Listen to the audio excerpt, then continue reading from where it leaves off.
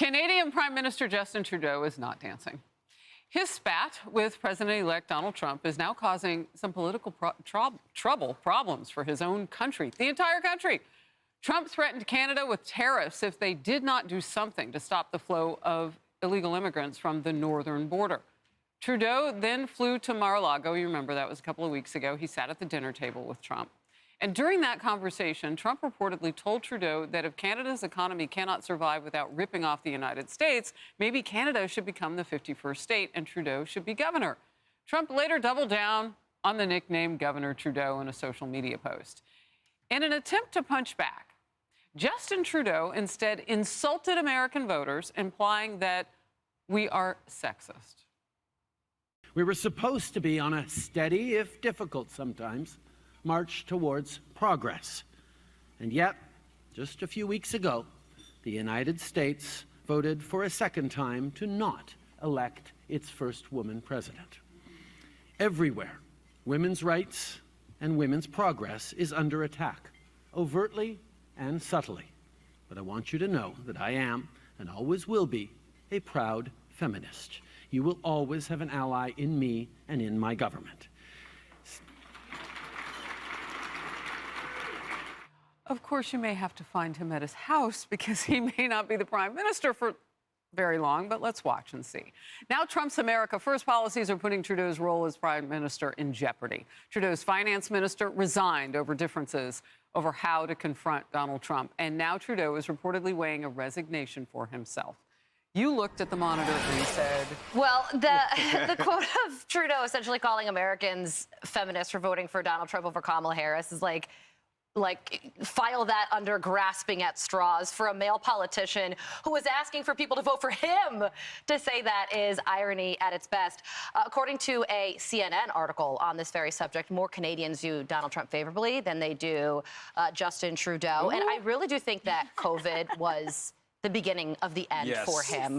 That country was locked down for literally years. If you thought California had it bad, Canada was California on steroids. You remember the Freedom Caucus? There was recently a social... The trucks. Yep. The trucks were everything. That's when everything changed. And if you think about what the Freedom Convoy was about, the trucker protest, it was because there was a policy where they had to get vaccinated, even though they're truckers in their own bed of their truck. If there is any more solo work effort than being a trucker, there is nothing other than that.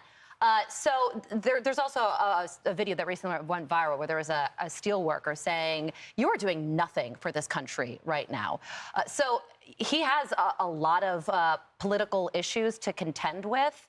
And I don't think that Donald Trump calling him that he could be the governor of the 51st state could be his undoing, but it certainly does not help his cause.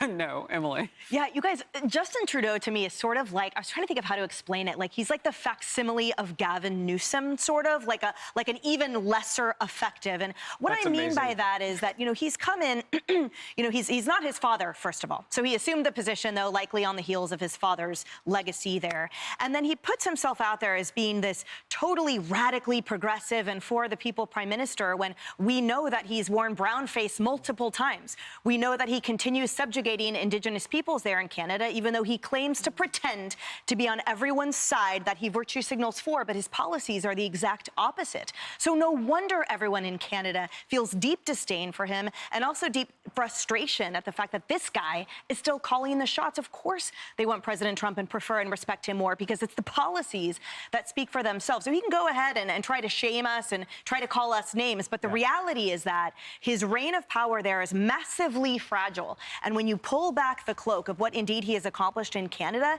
it is nothing that has brought Canadians any form of progression whatsoever. I hold no respect for that. Yeah, during those lockdowns during COVID, we were still learning, how dangerous that was going to be and how every time you left your house and you got exposed and took it back and you were locked in, everybody in the household got COVID. We learned so much, right? But I wondered politically if that also didn't work for him because his citizens, I'm certain, would like to have been someplace else. Yeah. And so he basically locked them in. Look, he's a socialist. And I think when he started to lose the country was really over the truckers who were staying in their cab saying, if I don't get out of my cab, if I'm just driving across the border and they unload everything from the back of I drop my trailer, I don't even get out of the cab. The workers do all that. can I not have to be vaccinated? And he said, no, that's what dictators and tyrants do. They don't look at logic. They say, this is what you're going to do. You notice they just banned a bunch of guns the other day in Canada. I think that is a perfect example of why he thinks he's leaving. Yeah. Because when you start doing these things at the very end, he's lost the people. You've got major problems there with taxes. You have major problems there with taxing people that make money. And you've got problems now with oil and gas issues with him. I think he's gone. Oh, that's the whole economy. Well, Emily mentioned Gavin Newsom. Maybe he'll go to California. It's a sanctuary They can be state. bros. He likes being locked down.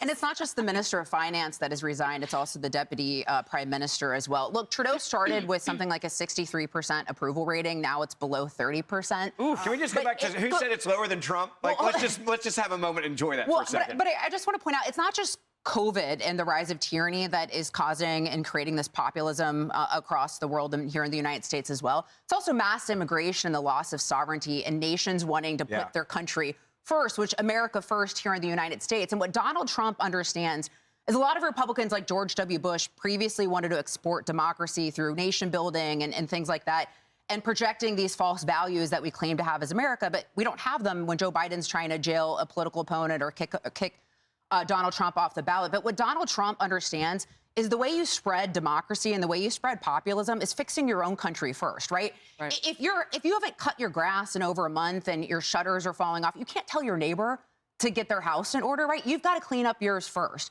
And so I think with Donald Trump and fixing our nation over the next 4 years, we'll see an increase in populism and democracy and freedom throughout the rest of the world as well.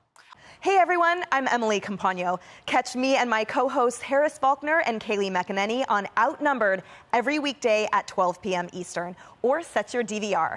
Also, don't forget to subscribe to the Fox News YouTube page for daily highlights.